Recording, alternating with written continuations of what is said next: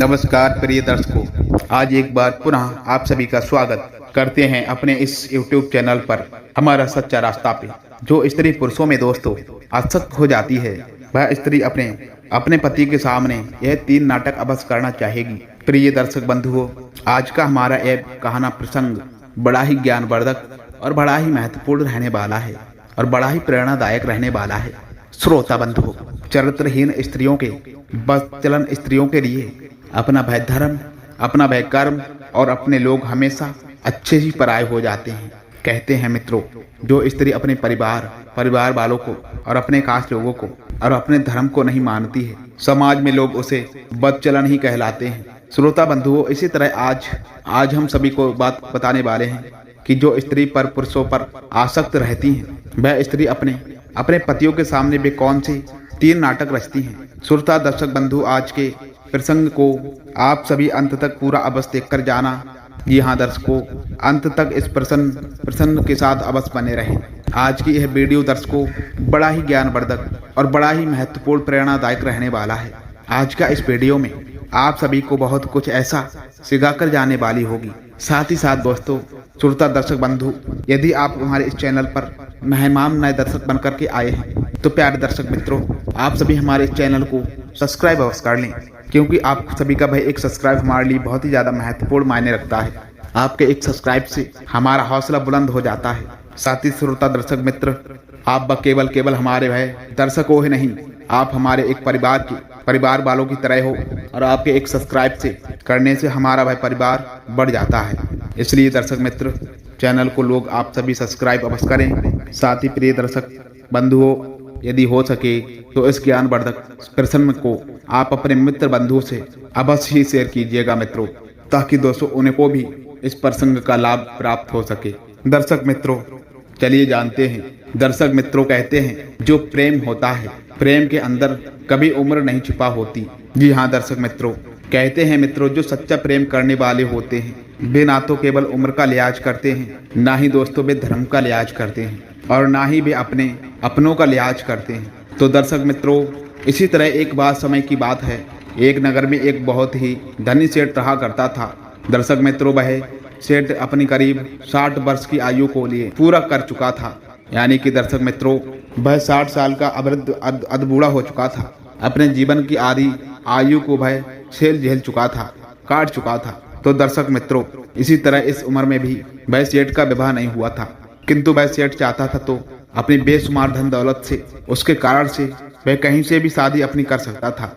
जी हाँ दर्शक मित्रों, किंतु श्रोता बंधुओं, वह बताते हैं ना कि मनुष्य का नसीब ही और दुर्भाग्य ही विधाता ही स्वयं लिखते हैं। जो विधाता लिख जाते हैं वही होकर रहता है। तो दर्शक मित्रों, इसी तरह आदि आयु को पूरी करने तक भी वह सेठ का अभी तक विवाह नहीं हो पाया था।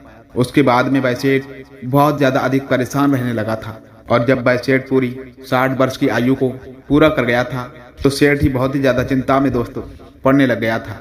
सेठ सोचने लगा था कि मेरे पास बहुत ज्यादा धन पैसा है, धन दौलत की मेरे पास कोई भी वह कमी नहीं है, खूब सारा मेरे पास पैसा है, धन है, दौलत है, और मैं अपने जीवन काल में वह केवल धन ही कमाया है। किंतु अब मेरी आधी आयु वृद्ध आयु हो गई है। अब मेरे मर जाने के बाद में मेरे इस धन संपत्ति को कौन संभालने वाला होगा?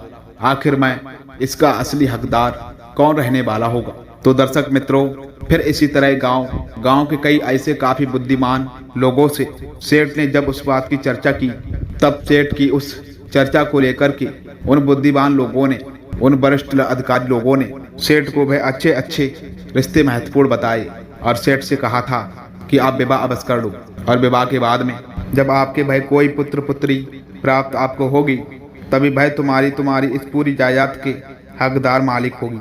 तो दर्शक मित्रों, इसी तरह फिर से भाई सेठ के पास खूब सारा धन दौलत था, क्योंकि मित्रों सेठ के पास भाई धन की पैसे की कोई कमी नहीं थी। तब सेठ अपने विवाह की योग्य लड़की देखने चला जाता था। तो दर्शकों, जब लड़की के घर सेठ जब पहुंचता है और अपनी भाई जब वधू को देखता है, अपनी धर्म पत्नी को देखता है, तो सेठ की पत्नी करीब लगभग दोस्तों 20 वर्ष की एक नई स्त्री थी, एक नई लड़की थी। जी हाँ दर्शक मित्रों, जब उसके बाद में फिर भाई सेठ उस लड़की को देखकर, उस स्त्री को देखकर के मित्रों भाई बहुत ही ज्यादा सेठ प्रसन्न हो गया और विवाह करने की भाई तैयार भी हो गया है। तो दर्शक मित्रों, फिर इसी तरह उस स्त्री का विवाह उस विधुर सेठ से करवा दिया जाता है। तो प्रिय दर्शक मित्रों, उसके बाद में उस युवती लड़की से विवाह कर अपने घर वह सेठ ले आता है। जब सेठ अपनी वह पत्नी को अपने घर लेकर के आता है, तब वह दूसरे दिन ही सेठ अपनी पत्नी को घर की बेसारी जिम्मेदारी सौंप देता है।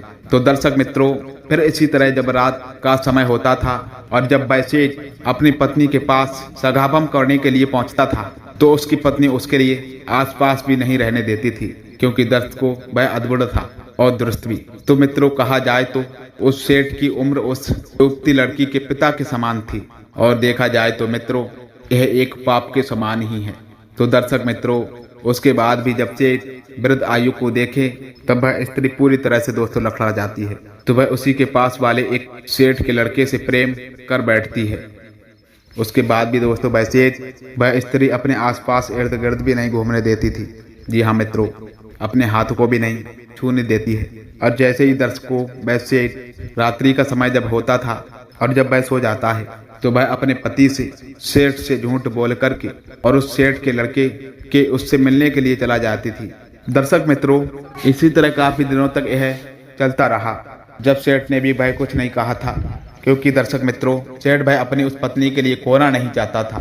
सेठ बार बार इस चीज के लिए सोचता था कि मेरी इस आधी आयु बीतने के बाद तो मेरी भी यह शादी हुई है, तो यदि कहीं भी मुझे छोड़ करके चली गई तो लोग मुझसे बातें बनाने लगेंगे, लोग मुझे बिल्कुल जीने नहीं देंगे, लोग मुझे ताने मार मार कर मार डालेंगे, लोग कहने लगेंगे कि खूब धन पैसा कमाया, खूब नाम पैसा कमाया, परंतु आप अब संतान नहीं कमा पाए।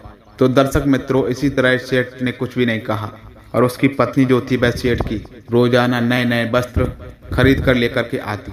सेठ के भाई कमाए हुए धन खूब को भाई बहुत ज्यादा उड़ाती। दर्शक मित्रों, तब जैसे ही वह सेठ अपने भाई पत्नी की लगाम कसने को लिए करता था, अपनी पत्नी को भाई थोड़ा बहुत भी डांटता, तो वह सेठ की भाई जो युवती स्त्री भाई दोस्तों जो पत्नी थी, उसे उसके वृद्ध अवस्था में बार बार मुझसे हवाला दे जाती थी और उससे कहने लगती कि अब आपकी भाई वृद्ध अवस्था हो गई है, तुम मेरे लायक नहीं बनोगे, परंतु मैं तुम्हारे इस वृद्ध अवस्था में तुम्हारा साथ दे रही हूँ, यही बहुत आपके लिए बड़ी बात है। तो दर्शक मित्रों, उसके बाद में वह सेठ अपनी पत्नी से बहुत ज्यादा परेशान हो गया था।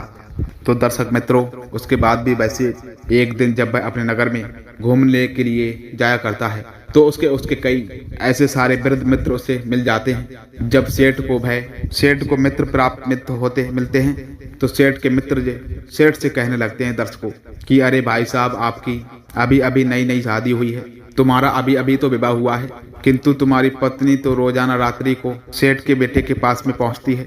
तो भाई साहब, आखिर ऐसा आपके साथ क्यों हो रहा है? तो दर्शक मित्रों, उसके बाद में वह सेठ उनके पास और वह देर नहीं रुकता है।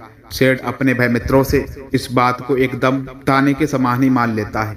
उसके बाद में मित्रों, सेठ जैसे ही अपने घर वापस लौट कर के आता है, अपनी धर्मपत्नी को देखता है, तो सेठ अपनी धर्मपत्नी से साफ शब्दों में बताने लगता है कि सुनिए, अब मुझे आपके साथ बिल्कुल नहीं रहना है, और मैं यह चाहता हूँ कि अभी और इसी टाइम पर इसी वक्त आप मुझे छोड़ करके अपने घर लौट कर चली जाओ, अपने पीहर वापस चले जाओ। मैं जैसे पहले था मैं वैसे ही अब रह लूंगा।